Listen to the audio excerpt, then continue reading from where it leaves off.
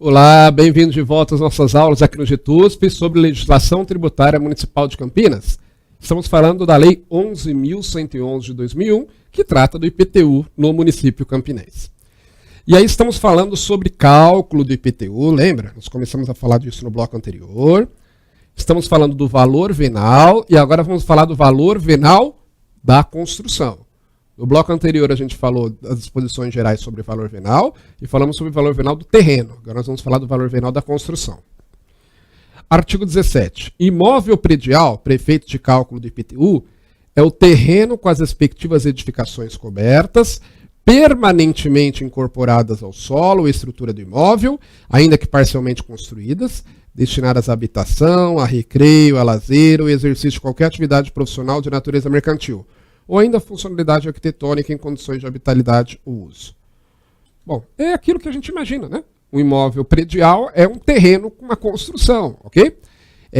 Lembrando que se for só o terreno, ou se for uma construção em ruínas, uma construção provisória, uma construção condenada, aí vai ser considerado só terreno, né? Mas aqui, o imóvel predial é aquele que tem um terreno com alguma construção, ok? Lembrando, né, que aí na hora de pagar IPTU você calcula do terreno e calcula da construção e soma os dois. Parágrafo 1º. A incidência do imposto independe da aparência ou do uso da edificação, bem como do cumprimento de quaisquer exigências legais e regulamentares relativamente às obras e construções. Então, na hora de cobrar IPTU, não importa se a casa é feia ou bonita, vai pagar IPTU da mesma forma, tá? Mesmo que esteja irregular, pode ser cobrado IPTU? Sim. Mesmo que a construção esteja irregular, pode ser cobrado IPTU.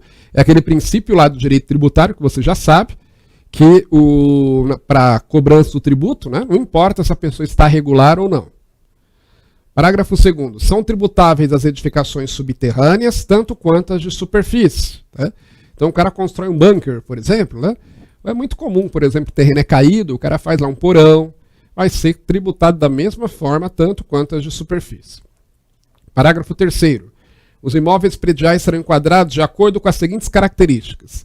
E aí o parágrafo 3º do artigo 17, ele vai falar para a gente algumas classificações, que já foram citadas em outros artigos. Né? Você já deve ter, você lembra que às vezes fala aí, imóvel vertical, residencial horizontal, imóvel residencial vertical, imóvel não residencial horizontal, não residencial vertical, garagem, vaga de garagem, o que é isso? É isso aqui que nós vamos ver agora. Então, quais são os conceitos aí? Vamos lá. Primeiro, conceito residencial. O que é o residencial horizontal? O que é uma construção residencial horizontal? São construções com predominância de arquitetura adequada a moradias familiares, com aspectos externos característicos, sem modificações internas que as descaracterizem, independentemente de estilo, forma, utilização ou ocupação atual. E em geral, mas não necessariamente, térreas, com até 2 pavimentos, ou assobradadas em geral, mas não necessariamente com até 3 pavimentos, nos casos de aproveitamento de subsolo. Residência horizontal é a residência, uma casa, é isso, tá certo? Pode ser uma casa completamente térrea, pode ser uma casa com um sobrado, né? E no caso de ser sobrado, inclusive, pode ter até 3 pavimentos, se houver aproveitamento de subsolo. O que é isso? Aquela história que eu falei do terrenão caído. Aí, quando o terreno é caído, normalmente uma parte da construção ela fica encravada. Né? E aí, às vezes, quando você olha lá de baixo, às vezes tem 3 pavimentos, parece um prédio, por exemplo, a casa, mas não deixa de ser casa. Então, se um dos andares tivesse sido criado por conta de aproveitamento de subsolo, tiver encravado, ela pode ter mais 2 andares. Tá? Agora, passou disso, já vira prédio. Né? Já deixa de ser uma casa, de fato. O que mais? Residencial vertical. Residencial vertical nós vamos ler, vamos ver o que é isso, mas são apartamentos. Pronto, tá? Residencial horizontal, casa, de uma forma simples. Residencial vertical, apartamentos. Está lá, ó. Apartamentos. Olha só. A lei define residencial vertical como construções com arquitetura adequada a moradias típicas de apartamentos multifamiliares, com aspectos externos característicos, sem modificações funcionais internas que as descaracterizem, independentemente de estilo, forma, utilização ou ocupação atual. Importando que mantenham características típicas de agrupamento residencial multifamiliar vertical, inclusive com mais de uma unidade independente ou autônoma por lote ou gleba, contendo 3 pavimentos ou mais, excetuando-se os casos previstos na categoria construtiva residencial horizontal e equipadas ou não com elevadores, devendo apresentar escadaria interna para acesso e circulação. Tudo isso para dizer algo simples, são os apartamentos, ok? De imóveis residenciais, apartamentos residenciais. Por isso que é residencial vertical. Se for apartamento comercial, se for imóvel, né, comercial de prédio, aí nós vamos dizer que é outro conceito. Não residencial horizontal. Construções com arquitetura adequada a qualquer atividade que não seja residencial, com aspectos externos característicos, com divisões funcionais internas típicas, independentemente de estilo, forma, utilização ou ocupação atual, e com características exclusivamente não residenciais, familiares, devendo ser térreas ou conter 2 pavimentos acima do nível da rua e 1 pavimento no subsolo, ou conter 1 pavimento acima do nível da rua e 2 pavimentos no subsolo. Resumindo aí, não residencial horizontal são os imóveis que não são prédios, porque se for prédio é tudo vertical, prédio é vertical. Não é prédio e não é utilizado para residência. Então, comércio, por exemplo, uma padaria. Padaria, normalmente, é não residencial horizontal, né? Aí ele pode ter até 3 pavimentos. Ó. Aí pode ter 2 acima do nível da rua e 1 abaixo, 1 no subsolo, ou 1 acima do nível da rua e 2 abaixo do subsolo. Então guarde que ele tem que ter 3 pavimentos, no máximo 3 pavimentos, o não residencial horizontal, e tendo 3 pavimentos, pelo menos 1 tem que estar abaixo do nível do solo, do nível da rua, ok? Aí ele será não residencial horizontal. A maioria dos imóveis comerciais são não residenciais horizontais, ok? Continuando. Não residencial vertical. Aí serão os prédios comerciais, é isso, tá lá. Construções com arquitetura adequada a qualquer atividade que não seja residencial, com aspectos externos característicos, com divisões funcionais internas típicas, independentemente de estilo, forma, utilização ou ocupação atual, e com características de agrupamento vertical, não residencial familiar, inclusive podendo ter mais de uma unidade independente ou autônoma por lote, contendo 3 pavimentos ou mais, excetuando os casos previstos na categoria construtiva não residencial e equipados ou não com elevadores. Então, ó, nesses 4 aqui para a gente guardar, é simples. Residencial, a gente tem o residencial horizontal e o residencial vertical. Se é residencial, utilizado para moradia de famílias, ok? O residencial horizontal é uma casa ou sobrado. O residencial vertical é um prédio residencial. Muito bem. E aí, se for não residencial, ele pode ser horizontal ou vertical. O não residencial horizontal é o imóvel comercial, industrial, não importa, prestador de serviços, que não seja utilizado para residência, preponderantemente, tá? E que não seja prédio. Térreo, ou pode ter até 3 pavimentos, desde que 1 ou 2 desses pavimentos estejam no subsolo. Tá? E o não residencial vertical são os 3, são os prédios comerciais, os prédios não residenciais. E aí, a partir de 3 pavimentos, se nenhum deles estiver no subsolo. Okay? E aí, por fim, vaga de garagem. O que é vaga de garagem? Que a lei também vários momentos fala sobre vaga de garagem. É unidade autônoma para abrigo ou guarda de veículos, desmembrada em unidades autônomas, devidamente matriculada como tal no registro de imóveis, extensiva às frações ideais de depósitos, armários, escaninhos ou similares, identificada como. Vamos lá. Então, veja, quando fala em vaga de garagem, está falando de um imóvel que ele é separado lá na matrícula, ele tem uma matrícula própria, é separado de outro imóvel, tá? Porque, por exemplo, quase toda casa tem vaga de garagem, não é isso? Só que normalmente ela não é vaga de garagem nesse sentido aqui.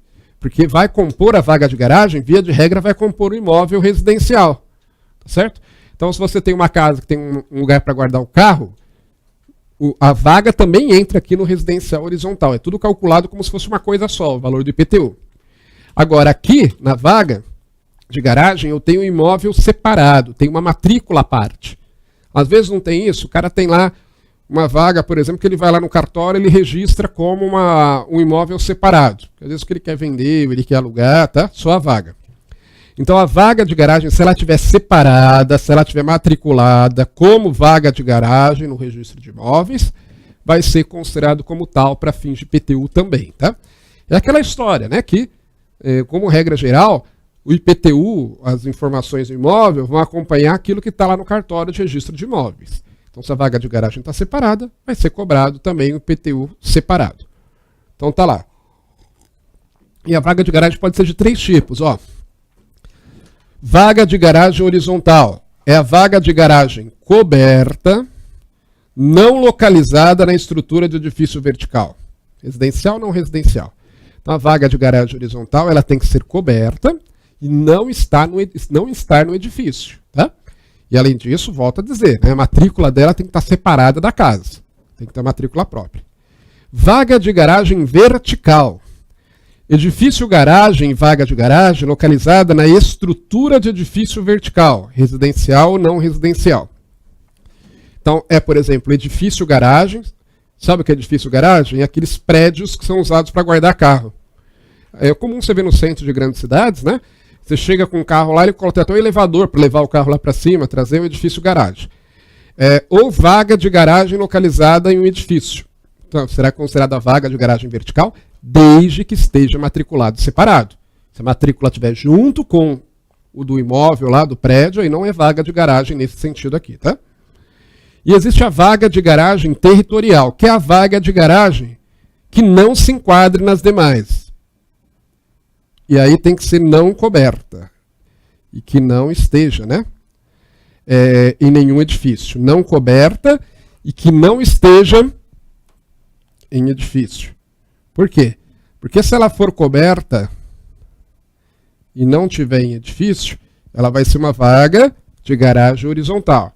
Se ela estiver em edifício, e aí não importa se é coberto ou não, vai ser uma vaga de garagem vertical, tá? A vaga de garagem territorial não pode ser coberta e ela não está localizada em um edifício, seja ele residencial ou comercial. E aí lembrando, repetindo mais uma vez, professor, você é chato, sou porque você precisa guardar isso. Para ser vaga de garagens para fim do IPTU, ela tem que estar desmembrada de qualquer outro imóvel. Ela tem que ter uma matrícula própria e está lá registrado no cartório de registro de imóveis como vaga de garagem, ok? Então esses conceitos eles são importantes, seja porque a própria lei vai fazer referência, por exemplo, falar em não residencial horizontal, residencial vertical e por aí vai, seja porque pode cair na prova assim essas definições, tá? Esteja atento que quando tem muitas definiçõezinhas assim prontas para você, que a lei traz, é grande a probabilidade de cair em prova até uma questão isoladamente sobre isso. Para finalizar aqui 2 coisas. Primeiro, observação, ainda falando da base de cálculo. Para fins de cálculo do IPTU, também deverá ser utilizado, no caso de construções, o fator de depreciação, o qual diminui a base de cálculo de acordo com a idade do imóvel. O que é isso? Tem uma tabelinha que não tem que preocupar em se decorar essa tabela, pelo amor de Deus. Tá? Nem trouxe aqui para você não ter que se preocupar com isso. Mas tem uma tabelinha que ela vai trazer uma redução do valor do IPTU de acordo com a idade do imóvel construído. Tem que ser imóvel construído, tá? Porque terreno não deprecia. O que é depreciação? É a perda do valor de um bem pela passagem do tempo, porque ele fica mais velho. Uma casa nova vale mais do que uma casa velha. Essas 2 casas, claro, né? Estiverem no mesmo bairro, forem iguais. Uma casa nova vale mais do que a casa velha, porque a casa velha está depreciada.